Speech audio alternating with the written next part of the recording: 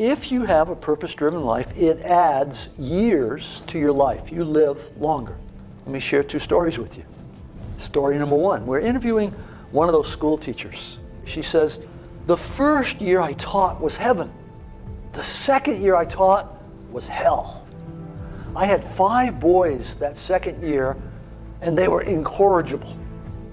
And there was one kid in particular. He was impossible. One day, this kid's in the doorway of the classroom, and he's kicking and moving his arms and making noises, and I lost it. She said, I'm ashamed to say these words, but I walked towards that kid with the intention of kicking him. Thank heavens he got up and ran away. I kept walking. I went to the principal's office. I said, this is it. It's him or me. And the principal took the kid out. She said, I felt terrible. So I went to 2 of my colleagues and poured my heart out. And they said to me, you are not the key to every door. And as she said those words, she burst into tears in the interview. And we waited a long time. And then she looked up and said, I hated that. Those words, you can't be the key to every door. She said, so I decided to become the key to every door. Instead of pushing disruptive kids away, I began to seek them out. I began to bring them into my world. I read every book I could find. I kept notes. I ran experiments. I kept notes on the experiments. And then she kind of pulled herself up and said, today, I am the key to every door. When there's a disruptive, troubled kid in the school, they say, give her to Miss So-and-so. She seems to know what to do with them. That's a profoundly important story. It's a story of transformative learning. When I have a higher purpose, I find the energy and the courage to go outside my comfort zone. Now, the second story is a lot closer to home. I once had a daughter. She was single. She was living in Washington, D.C. She had reached that point in life where she said, there's not a good man left on the earth. And then she found one, and she got really excited. Relationship grew. And then one day our phone rang. She's talking to her mother, and I know what's going on. This guy just dumped her. This daughter is the firstborn child. Many firstborn children share a common characteristic. If they're miserable, they want you to be miserable too. Okay? And she said, I'm coming home this weekend. I thought, oh, no. Her mother hangs up and says, you're the father, you go to the airport and pick her up.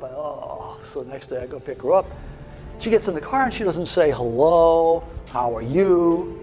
She says, that no good, dirty, da-da-da-da-da. 5 minutes later, she takes a breath. And I said, are you problem solving or purpose finding? We're finally pulling in the driveway. She takes another breath. I say it again. She says, what are you talking about? And she said, this is the real world. I said, well, I think it applies to the real world. By then we're in the house. I pull out a sheet of paper out of my file, and it says, Robert Quinn, life statement. She looks at it, and then she grows kind of quiet. And she looks up and says, when you feel bad, you read this? I said, no. When I feel bad, I rewrite it. It's been rewritten hundreds of times. She said, yeah, I can hardly understand some of this stuff. I said, yeah, it's written to a customized audience, one person. Then the first miracle happened. She said, do you think I could write one of these? And I said, I'm sure you can. She went in the bedroom. For a day and a half, she worked on her life statement. The miracle was, I did not have to suffer during that day. Right? She got on the plane. She flew home to D.C. A couple days passed. I get an email. She said, he called me. Oh, this will be interesting. And she says, so I wrote him this letter. And I'm reading this letter that she's attached. It's incredibly vulnerable, open, honest. And then at the bottom it says, and my roommate said I can't give this to him. Now that's an interesting thing.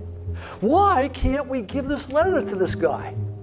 You don't tell some guy that dumped you that, here's how you feel. And then she said, what my roommates don't understand is that what he thinks doesn't matter. Whoa, wait a minute. A few days ago, what he thought caused her life to shatter. Now she's saying, what he thinks doesn't matter. She's saying, this is who I really am. Didn't know this a while ago. Now I know it. It doesn't matter what other people think. You see, when you clarify your purpose, you take back your external locus of control where you worry about what other people think, and you take an internal locus. You don't become insensitive, you don't become rebellious, you become centered. You become powerful. Now here's the interesting thing. In the next few months, she began to be promoted. Her career turned. Why? This was a dating breakup.